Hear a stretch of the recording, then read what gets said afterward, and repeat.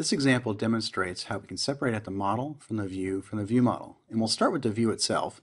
Up top here we've got the HTML, which is our view, and we can see here we're binding to, using Knockout, binding the text to short description for the span. So the short description is going to be a property on the view model, which we can see down here in our view model in the JavaScript.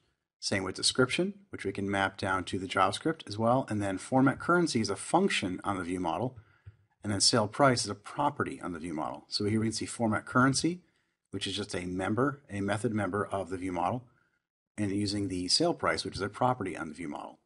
So we can see the interdependency between the view, where it's declaratively saying, here's my bindings, go find that view model, and these are the properties that you have access to.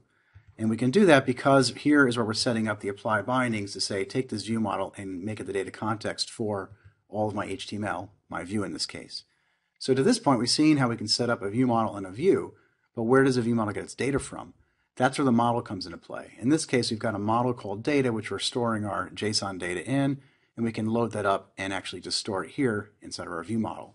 Of course, we could take that model and go much more complex than most examples we would, and we'll see those later on where we actually have different models in our view model loaded from different places as well, not just hard-coded. So this example demonstrates how to use an object literal to set up the view model, which is one way to do that in JavaScript, which is very popular.